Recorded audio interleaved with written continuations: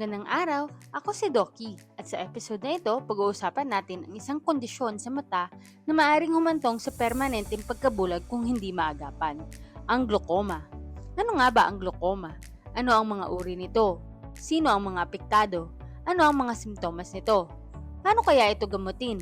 At tatalakayin natin yan sa pamamagitan ng isang kwento. Pero bagong lahat yan, siguro din mag-subscribe sa aking channel, Okidoki. Isang araw, may isang nurse, si Criselda, 32-year-old female. Habang siya ay nasa trabaho, bigla niya nalang napansin na nanlabo ang kanyang kaliwang mata. At sumakit ito. Pumunta siya agad sa doktor at sinabihan ng doktor na meron siyang acute angle closure glaucoma. Ano nga ba ang glaucoma? Ang glaucoma ay isang grupo ng mga sakit na nagre-resulta sa pagkapangit ng optic nerve o neuropathy. Ang IOP or intraocular pressure ay isang risk factor lamang, pero hindi ito kasama sa definisyon ng sakit. Ayon sa WHO o World Health Organization, ang glaucoma ay pangalawang pangunahing sanhi ng pagkabulag sa buong mundo, kasunod ng katarata.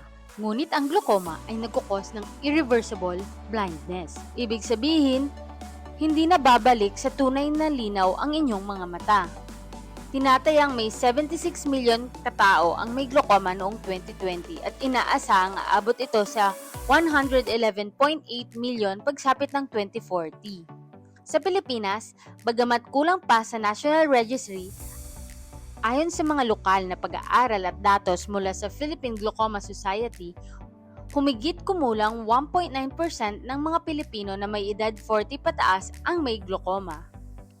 Sa Asia, mas maraming kaso ng angle closure glaucoma kumpara sa Western countries. Kadalasan ay huli na nadidiscover ang sakit kung kailan malubha na ang pagkasira ng paningin. Sa paglipas ng panahon, ang presyon o pinsala sa optic nerve ay maaaring magdulot ng pagkasira sa ugat ng mata. Ang nakakabahala, kadalasan ay walang sintomas sa mga unang yugto. Sa karamihan ng kaso, ang glaucoma ay walang nararamdamang sintomas hanggang sa malala na ito. Maaaring magsimula sa peripheral vision loss o paglabo sa gilid ng paningin. Sa mas malalang kaso, maaaring makaranas ng pananakit ng mata, panlalabo ng paningin, pananakit ng ulo, pagsusuka, paningin na parang may rainbow sa paggilid na ilaw o halos.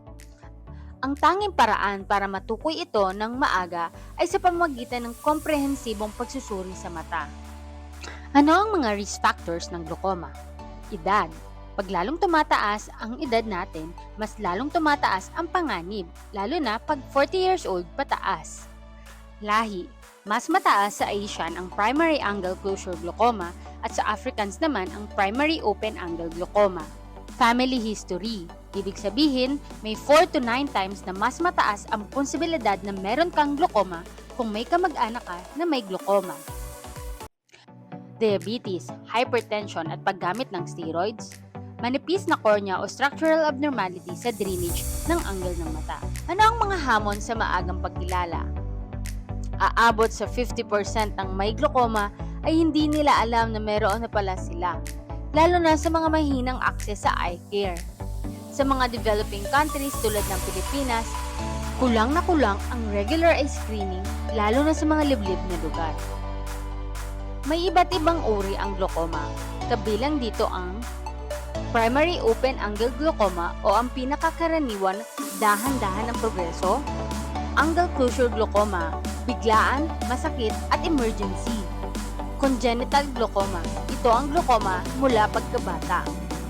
Secondary glaucoma, dulot ito ng ibang kondisyon tulad ng diabetes, trauma o gamot gaya ng steroids. Ang glaucoma ay hindi nagagamot. Ang pinsalang dulot nito ay hindi na maaaring ibalik. Subalit, maaaring mapabagal o mapigilan ang paglala nito kung maagapan.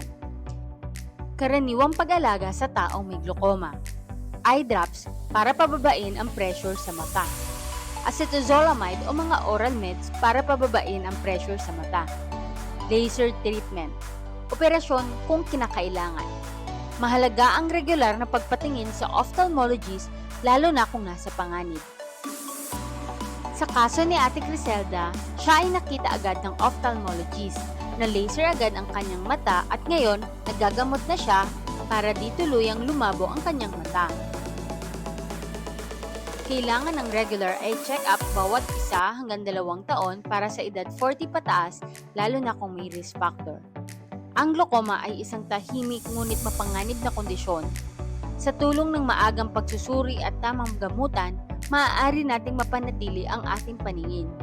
Ako po si Okidoki, laging nagpapaalala, mas mabuti ang maagap kaysa manghinayang.